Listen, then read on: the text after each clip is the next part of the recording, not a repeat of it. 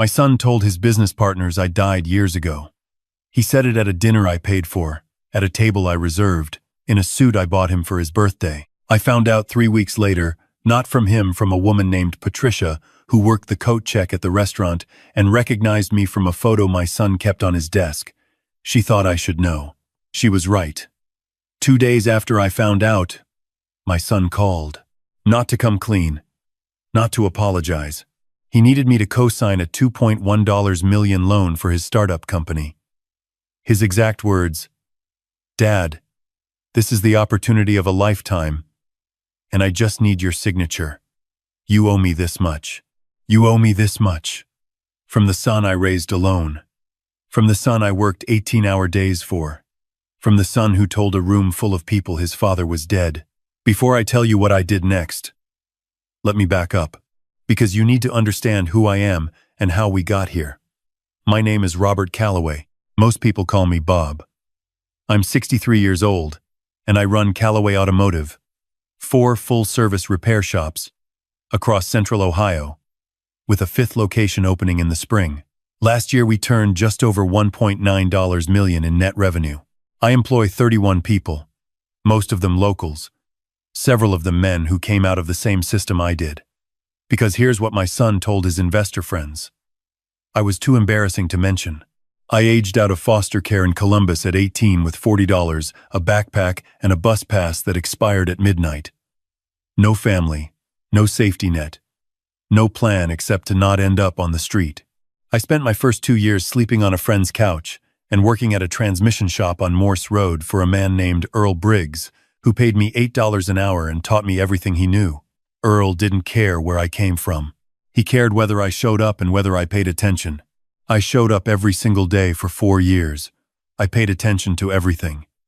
By 26, I had saved enough to buy a used hydraulic lift and rent a bay from a gas station on the east side. I worked nights and weekends out of that bay for 3 years while keeping my day job at Earl's. By 30, I had my own shop. By 42, I had 3. By 58, I had 4 and a retirement plan that didn't depend on anyone but me. I also had a son. Derek's mother, Gail, left when he was 4. Not her fault. We were young and wrong for each other in every way that matters. We stayed civil for his sake, and I raised him, mostly alone, in a 2-bedroom house on the north side. I coached his Little League team. I drove him to SAT prep on Saturday mornings. I paid for the private high school that got him into Ohio State. And then I paid for Ohio State. And then I paid for the MBA program at Northwestern that he said would change everything. It did change everything, just not the way I expected. At Northwestern, he met Serena. Old money from Connecticut. The kind of family that has a hyphen in their last name, and a summer house they call a cottage that sleeps 16. She was smart and polished, and she looked at my work boots the first time we met the way you'd look at something you'd stepped in. I told myself I was imagining it. I wasn't. After the MBA, Derek went to work at a consulting firm in Chicago. Good salary, expense account, all of it. He and Serena got engaged after 8 months. He called me from a restaurant. I could hear the background noise. Glasses clinking, and told me the news. I told him I was proud of him and asked when I could meet her parents. He said they were planning to do a small dinner soon, just the 2 families getting to know each other. That dinner never happened. I stopped asking after the 4th time it got rescheduled. The wedding was in Newport, Rhode Island. I was there. I sat in the 4th row on the groom's side, alone, in the suit I'd bought specifically for that day. I shook hands with Serena's father, who called me the mechanic for the entire reception and never once asked my last name. I gave a toast that Derek had pre-approved word for word. I smiled in every photograph. I drove back to Columbus the next morning and told myself this was what success looked like. Sometimes your kid outgrowing you, moving into a world you don't belong to, and loving him anyway. I kept that story going for 2 more years. Then Patricia told me about the dinner. Derek had been presenting to a group of angel investors at a restaurant in Lincoln Park. 14 people. Prospective funding for his new venture, a logistics software platform he'd been developing on the side. At some point during the evening, someone asked about his family background, his support system. Derek said both his parents had passed away. He said he was essentially self-made, that he'd gotten where he was through scholarships and hard work, with no family foundation beneath him. No family foundation. I sat with that for a long time after Patricia told me. I didn't call Derek immediately. I went to my shop on Livingston Avenue, the first one I ever owned, and I sat in the break room with a cup of coffee. And I thought about what it meant that my son had found it easier to bury me than to explain me. And then he called asking for the cosign. The loan was through an SBA lender his firm had a relationship with. $2.1 million, structured over 7 years, for operational capital to scale his platform. He'd gotten preliminary approval, but the lender wanted a guarantor with hard assets and strong credit. Derek had neither. His credit score was 591. I found that out later. Mine was 814. I owned 4 properties free and clear, including the main shop building on Livingston, which I'd paid off in 2019 and was independently appraised at $1.3 million. He needed my name on that loan the way you need a foundation under a building. Without it, nothing stood. "Can we meet in person?" he asked. "I want to walk you through the business plan. There's real money here, Dad. This thing is going to work, and when it does, you'll be glad you were part of it from the start." I said yes. I told him to come to the Livingston shop on Thursday at 2 o'clock. I told him to bring Serena. I told him to bring the loan paperwork. What I didn't tell him is what I spent Wednesday doing. I still had access to a joint account Derek and I had opened years ago for emergency purposes, one he'd apparently forgotten about. Through that account, I had enough visibility into his linked profiles to request statements. What I found in those statements is what changed everything from a quiet refusal into something else entirely. In the 14 months before Derek called asking for that cosign, he and Serena had spent $23,000 at a single boutique in Chicago's Gold Coast. They'd taken 4 trips: Lisbon, Tokyo, the Amalfi Coast, Tulum, totaling $81,000 in hotels, flights, and dining. They had a storage unit in Evanston filled with furniture they'd replaced because Serena wanted a different aesthetic for the apartment. That storage unit cost $340 a month and had been running for 2 years. Meanwhile, Derek's startup had burned through its seed round. He'd raised $400,000 from a small group of early believers. Most of it gone in 18 months, on salaries, office space in the West Loop, and a branding agency that charged $60,000 to design a logo. He wasn't broke because the business hit hard times. He was broke because he'd been performing wealth he didn't have while building nothing underneath it. I printed the statements. I put them in a manila folder. Then I made 2 phone calls. The first was to Marcus Webb, who runs the Eastside Vocational Center on Sullivan Avenue. I've known Marcus for 11 years. He started EVC to give young men aging out of foster care the same thing Earl Briggs gave me: a trade, a skill, a reason to show up. They run programs in automotive repair, electrical, HVAC, plumbing. They've placed over 400 graduates in living wage jobs since 2014. Every year I donate $15,000 and send 2 or 3 of my senior techs over to guest instruct. But Marcus had been calling me for 6 months about something bigger. They had an opportunity to buy the building they were currently leasing on Sullivan. The owner was selling and had given EVC right of first refusal, but only until the end of the quarter. Purchase price: $1.1 million. Marcus had secured pledges for $340,000. He needed the rest. I asked him if he could be at my shop Thursday at 1:30, an hour before Derek arrived. The second call was to a woman named Diane Foster, a business reporter at the Columbus Dispatch who had interviewed me twice before, once when I opened the 3rd location, once when I won a small business award from the city. I told her I was making a significant announcement about a real estate transaction and a community partnership, and that there would be a story worth covering. She said she'd be there at 1:45. I slept better that night than I had in months. Thursday morning I got to the Livingston shop at 7 and worked until noon. I changed the oil on a 2019 Silverado and replaced the brake pads on a minivan belonging to a woman named Cheryl who brought us coffee every time she came in. Normal work. Good work. The kind of work my son had decided was too embarrassing to acknowledge.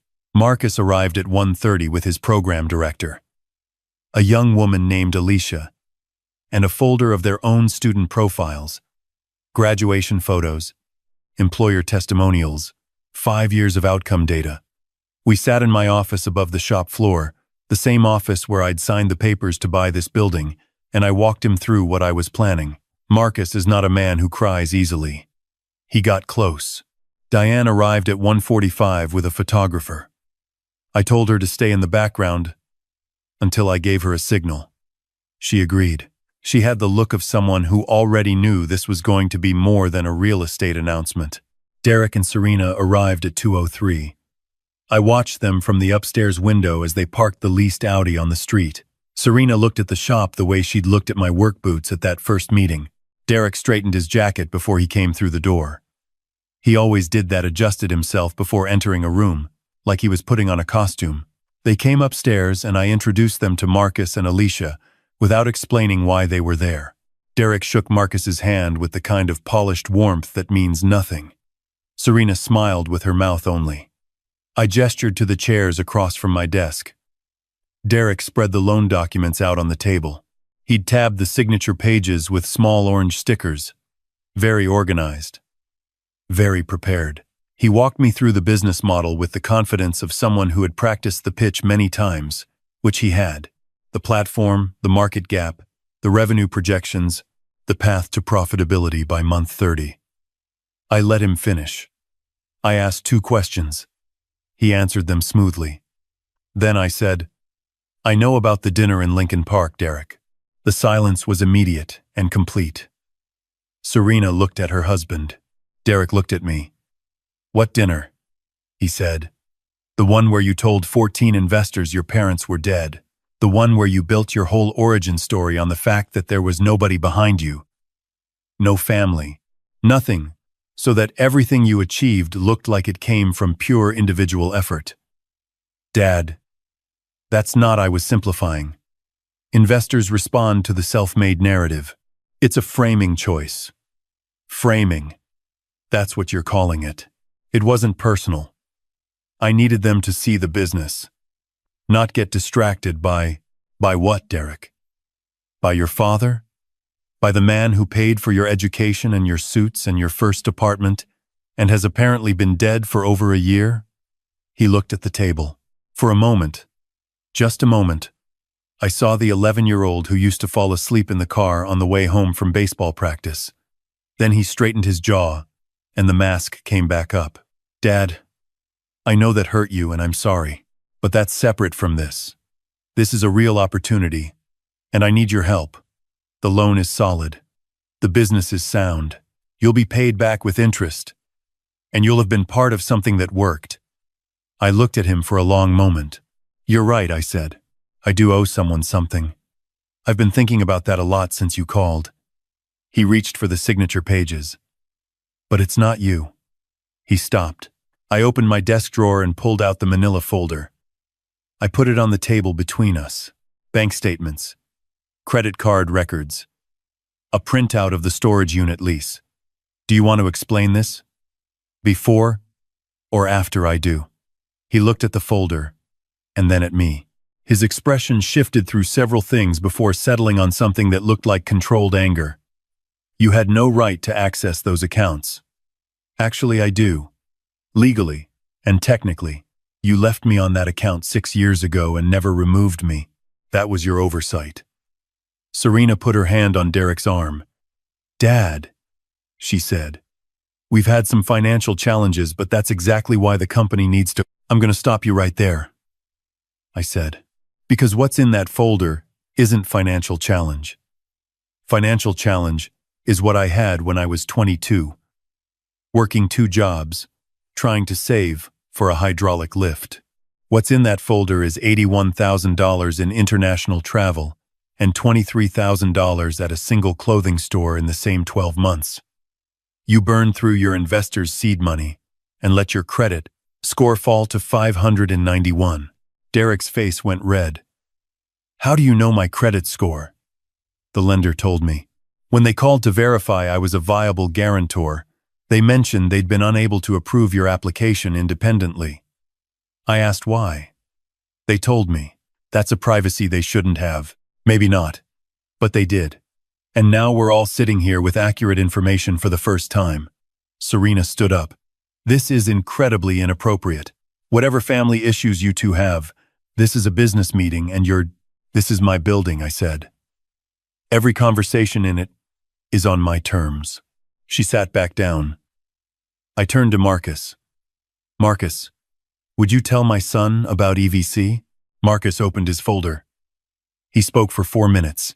He talked about the Sullivan building, the right of first refusal window closing in 11 days, the $760,000 gap between what they had raised and what they needed. He talked about the 41 young men currently enrolled in programs there, most of them between 18 and 24, most of them from the same foster system I grew up in. He talked about what owning that building would mean: permanence, stability, the ability to expand capacity from 40 students to over 100. Derek watched Marcus with the expression of someone waiting for a meeting to end. When Marcus finished, Derek looked at me. What does this have to do with the loan? Nothing, I said. I'm not signing the loan, Dad. I'm donating the Livingston building to EVC instead. The room got very quiet. I gave the signal to Diane. She stepped forward with her photographer. Serena grabbed Derek's arm. He stood up so fast his chair scraped back against the floor. What did you just say? I've had my attorney prepare the transfer documents. Once I sign them, this building appraised at $1.3 million transfers to the Eastside Vocational Center as an irrevocable charitable gift.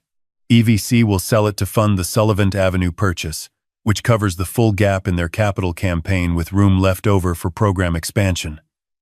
You can't do that. Derek's voice had gone strange, high and tight. That's your primary asset. You've lost your mind. I opened the transfer documents. My attorney, a woman named Sandra Cho, who had driven over from her office on High Street, stepped out from the corner where she'd been standing quietly. She placed 3 copies on the desk. Derek, I said, I want to ask you something. Don't sign anything until I talk to you alone. When you told those investors your father was dead, what did you think that made you? What story did you think you were telling? It was strategy. It was shame. You were ashamed of me, of where we came from, of what I do and how I built it. His jaw was tight. You don't understand the environment I'm operating in, the people I need to impress. You show up in work clothes with grease under your fingernails, and you think that plays well in a room full of venture capital. It plays exactly as well as the truth should. And the truth is that you went to school on money I made with these hands, in this building, wearing exactly these clothes. Serena made a short, clipped sound and said, No one is saying your work isn't admirable, but Derek has built something completely different, something that operates at a different level. And part of building at that level is understanding your audience, and I looked at her steadily. My audience right now is 41 young men on Sullivan Avenue who are going to learn a trade in a building that belongs to them. That's the only audience I'm interested in today. Diane's photographer was moving quietly around the room.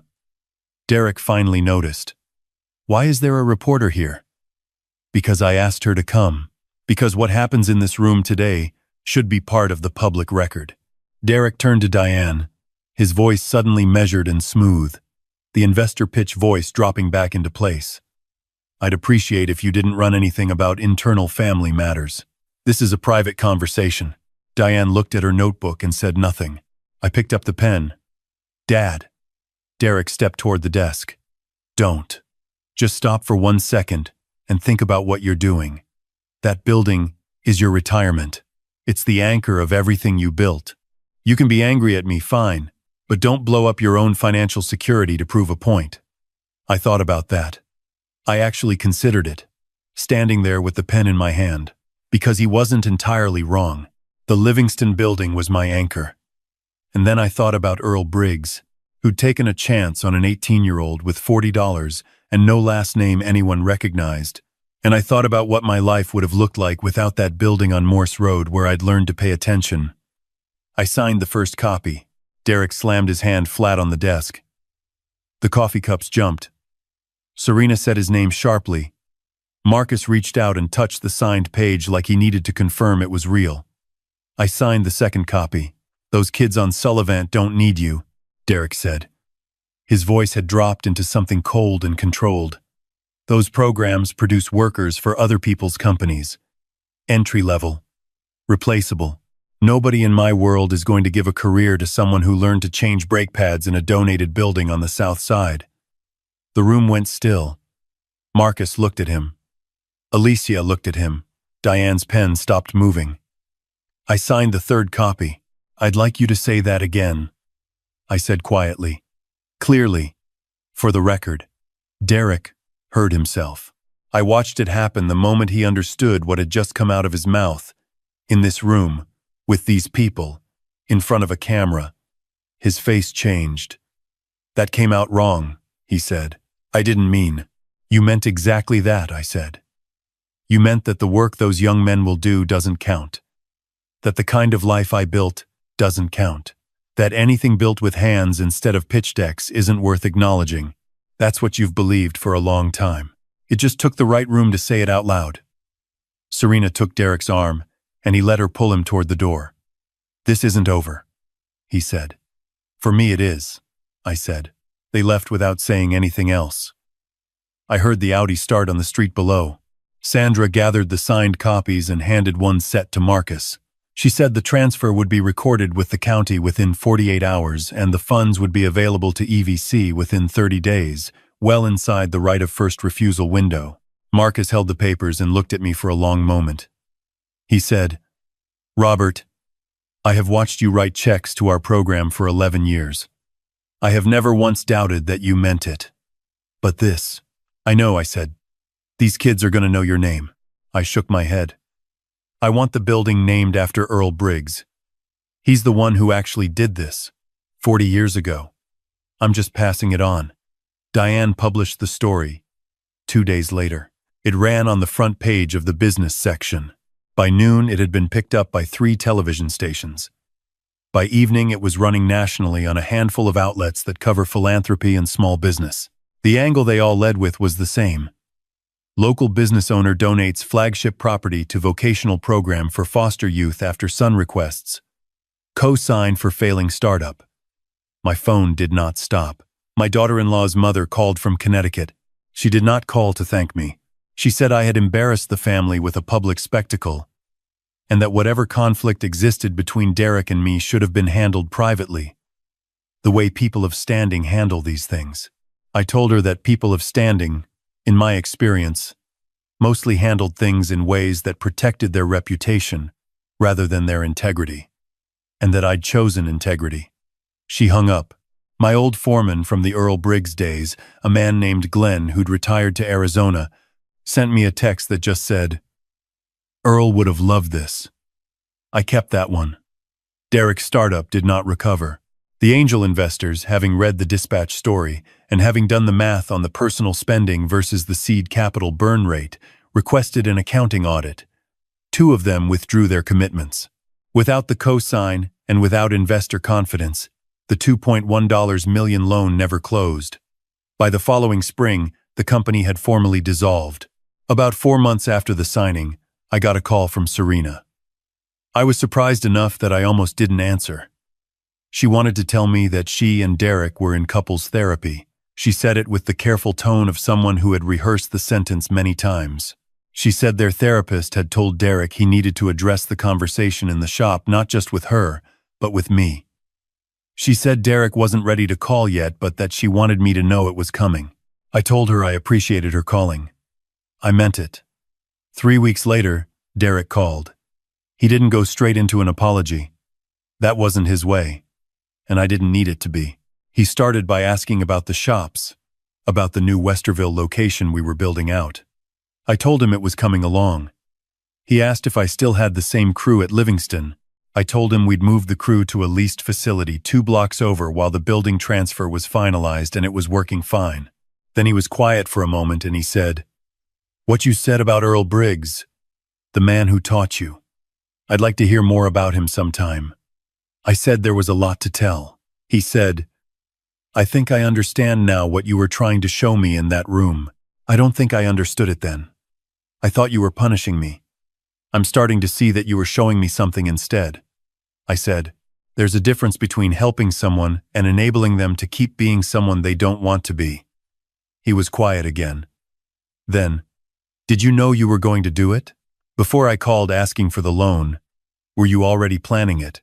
"No," I said. "I was planning to say no and leave it at that. It was what you said about your father being dead that changed things.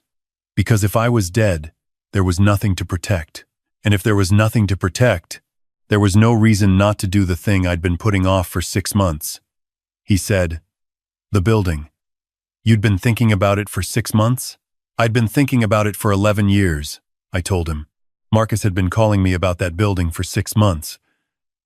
I just needed a reason to stop waiting." He didn't say anything for a while. I could hear him breathing, careful and deliberate, the way he'd breathe before a hard conversation since he was a teenager. "Dad," he said finally, "I told those investors you were dead because I was ashamed. I know that. I'm not going to dress it up. I was ashamed, and I thought it was easier than explaining. And I'm sorry. Not because of the building or the loan. I'm sorry because you didn't deserve that, and because the man you are is not a man anyone should be ashamed of. You're the only self-made person I actually know, and I spent 2 years pretending you didn't exist. That's on me." I said, "I know it is, and I love you anyway, but I'm done funding the version of yourself you've been trying to build. When you're ready to build the real one, I'm here." He said, "I'm working on it." I believed him. 7 months after the signing, I drove out to Sullivan Avenue on a Saturday morning. The closing on the building had gone through in the spring. Construction on the renovations had taken most of the summer. Marcus had sent photos, but I hadn't wanted to see it in person until it was finished. It was finished. The sign above the entrance read Earl Briggs Vocational Center. New windows, new roof. The parking lot repaved. Inside, the shop floor had 12 bays, 3 times what they'd had on the old premises with current equipment. Proper ventilation. 2 lifts that still smelled like factory oil. Alicia walked me through the facility. She showed me the electrical classroom, the HVAC lab, the small library with career resources, and a corner of second-hand couches where students could sit between sessions. She showed me the new intake room where kids aging out of foster care could meet with a counselor and get placed in the program within 2 weeks of their 18th birthday instead of the 6-month wait they'd had before. There were 63 students currently enrolled. They had a waiting list for the spring cohort. One of the students working in Bay 4 recognized me from the news coverage. He was 19, named Andre, working on a transmission teardown with the focused patience of someone who had decided this was the thing he wanted to understand completely. He wiped his hands on a shop rag and shook my hand and said, "My counselor told me about you, about what you did." I told him Earl Briggs did it first. I just kept it going. He looked at the sign above the door and then back at me and said, "You think a shop like yours would ever hire someone from here?" I said, "I hired 2 EVC graduates last year.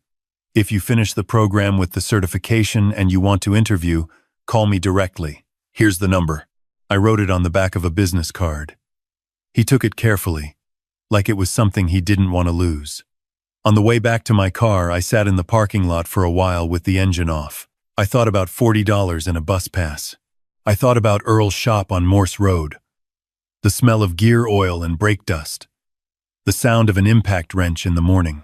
I thought about my son and how far apart we'd gotten and how far there still was to go, and how that distance was not the same as being lost. I thought about what it cost to tell the truth in a room where the truth is inconvenient. Not much, it turns out. Considerably less than the alternative. I started the car and drove back to the shop. There was a Silverado with a misfiring cylinder waiting for me and a full afternoon of honest work ahead, and that was enough. That has always been enough.